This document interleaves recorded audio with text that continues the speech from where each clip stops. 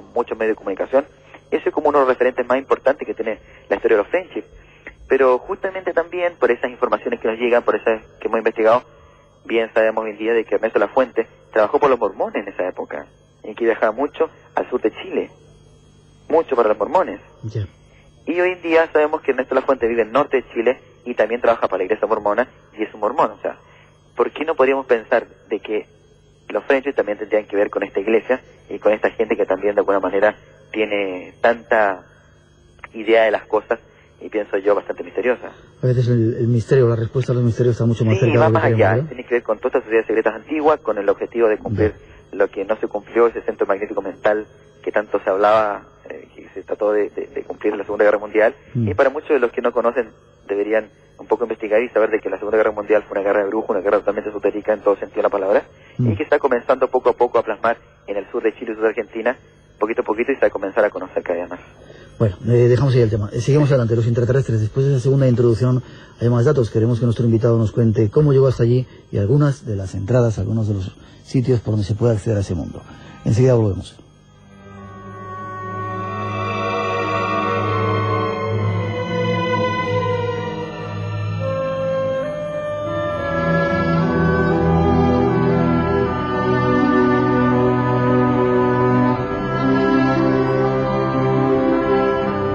El Paititi sería una especie de reino mágico que se ha desarrollado en las entrañas de este planeta nuestro.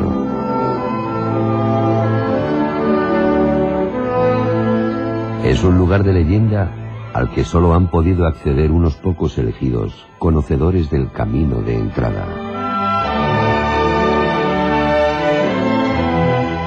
Allí, en medio de ese mágico lugar, hay toda una civilización que se desarrolla en contactos con saberes únicos que comienzan a interesar a la humanidad.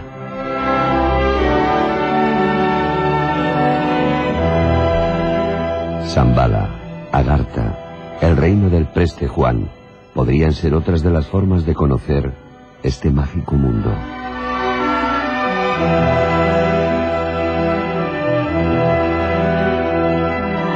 Pero dejemos que sea nuestro invitado quien nos lo dé a conocer.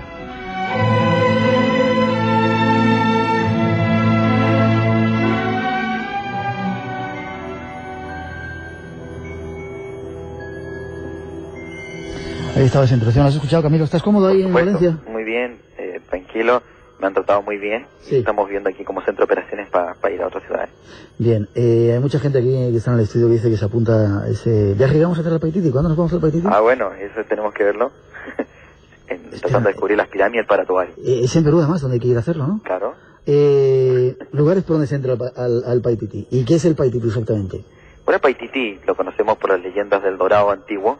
Y la leyenda del Dorado no comienza justamente con la ciudad de oro de los incas, sino que comienzan con la famosa leyenda del lago Guatavita en Colombia, donde se supone, según dicen los mitos, antiguas leyendas, seres bañados en oro, con polvo de oro, se zambullían en rituales en esa laguna y de alguna manera los españoles y los que estaban conquistando en esa época esa parte de América siempre intentaron descubrir ese gran lago con oro y en este caso así nació la leyenda del Dorado, de El Dorado. Luego todas las ciudades que tenían que ver con oro o que tenían que ver con mitos de ciudades de oro siempre fueron llamados El Dorado, o las ciudades del Dorado, o ciudades del oro. Pero la leyenda del Paititi comienza cuando en 1533 los incas llegan a emigrar a la zona del Antisuyo incaico, las zonas de la selva amazónica, cercana se van por todo lo que son las cordilleras, las montañas del sector de Sangache o Congache, las zonas que son las zonas de Queros, unas comunidades incas, y llegan a emigrar hasta ingresar a la selva amazónica, la ceja de selva, para emigrar a un sector prohibido en la selva amazónica, donde habrían fundado una gran civilización de oro. Por eso se llama Paititi, se denominaba antes Paiquiquín Cusco, parecido al Cusco, de ahí viene el nombre Paititi, porque se suponía que era una gran ciudad parecida al Cusco, pero de oro puro, con grandes estatuas erigidas de oro puro, y donde estaría viviendo el último Inca, aquel que de alguna manera tendría que volver para establecer de alguna manera el orden que ya se había perdido. Entonces de ahí nace la leyenda del Paititi, del oro que habían alcanzado a rescatar los incas de los españoles y que se escondería en un sector de la selva amazónica. Bien, ¿tú has estado allí? Bueno, hemos estado en la selva amazónica ya en 2 oportunidades en expediciones importantes, intentando conectarnos con el Paititi y con la idea de Paititi que tenemos nosotros. ¿Y cómo fue el tema? Bueno, tenemos que pensar de que según el programa de contacto y según la información que nosotros tenemos, el Paititi no solamente sería las ruinas de una civilización incaica o la ruina de una civilización perdida atlante, como se quiera llamar, sino que el Paititi sería la entrada a ese gobierno intraterreno, a ese gobierno, a ese mundo subterráneo, y que el oro que existiría en ese lugar no sería otra cosa que el conocimiento, la información que existiría en ese lugar del mundo intraterreno, y que tendría que conectarse a través de un grupo de personas que en nombre de la humanidad accedieran a ese lugar para que la información pudiera ser entregada al mundo. Entonces, bueno, en las experiencias que hemos ido, obviamente no han sido experiencias que nos hemos puesto militares viajando astralmente al Paititi, sino que tenido que hacer expediciones concretas a esas zonas prohibidas de la selva amazónica. ¿Y hasta dónde llegasteis o qué visteis? Bueno, ¿Qué ocurrió? tú entras por el sector de Xintuya, hacia el río Palotoa, todo lo que es el río de Madre de Dios, ingresas a las zonas que son de alguna manera habitadas por los indios machiquencas, una cultura indígena de ese sector. ¿Peligrosos? No, los indios machiquencas son gente bastante amistosa. Bueno, si tú los encuentras tomados y te pones violento, obviamente no te van a responder con besos, o sea, lógicamente te van a atacar, pero son gente bastante amistosa. Muchos machiquencas incluso viajan a Xintuya, a los colegios de los padres dominicos, donde también estudian algunos, se quieren preparar. Son bastante occidentalizados algunos de esos indígenas. Pero solamente la entrada al sector de la selva amazónica, y cada vez los indígenas se han replegado más cerca de la civilización, porque ya comienza a gustarle, tomarle un poquito gusto a lo que es la comunidad, ¿no? Pero si tú ingresas por ese sector, ya pasado lo que es la comunidad de Huaroa, que es la última comunidad machiquenca, tú ya ingresas a lo que son las zonas ya más vírgenes de la selva amazónica, y ya llegando a lo que es el Muro Puyaro. El Muro Puyaro, petroglifo Puyaro, que había sido descubierto más o menos en el año 1920 por un dominico, Vicente de Cinete Agoya, y sería un gran muro, más o menos de 40 metros de largo, ¿no? Y unos 4 metros de altura, y estarían llenas de inscripciones, de jeroglifos pintados, ¿cierto?, con distintas interpretaciones, símbolos muy interesantes, y que tienen que ver, ¿perdón? ¿Quién hizo esos jeroglíficos? Bueno, los investigadores no se han puesto de acuerdo. Obviamente lo que sí están claros es que no fueron los incas, fue una cultura pre-incaica, quizás de quién lo hicieron, ¿no? Pero bien sabemos que justamente ese Muro Puyaro sería una gran puerta de acceso al mundo perdido, al Paititi, pero también sería un lugar de paso en el cual se debería de alguna manera pedir autorización para poder ingresar al umbral prohibido, que tiene que ver con un sector bastante cercano y que se llama en la zona del Mecanto o Meganto, para la NASA denominada el Nube Toporaque, porque han hecho investigaciones ahí por los problemas magnéticos que hay en ese lugar. Imagínate, la propia NASA.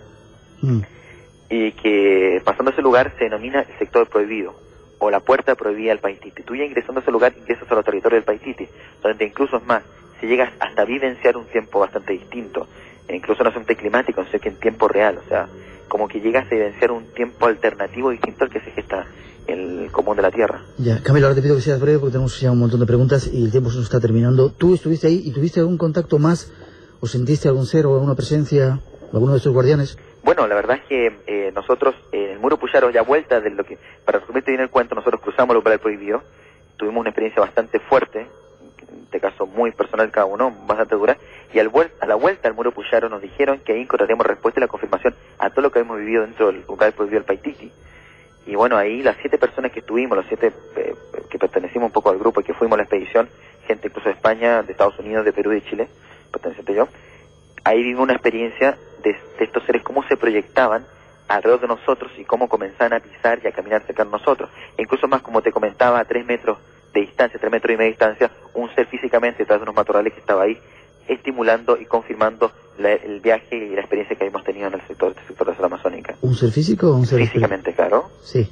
Exactamente. Nos preguntan físicamente cómo son. Estos seres tienden a ser, bueno, nosotros somos bastante parecidos a ellos, tanto los extraterrestres como a ellos, pero estos seres tienen la imagen muy parecida a lo que fueron los atlantes, muchos de ellos, porque muchos también son descendientes de atlantes.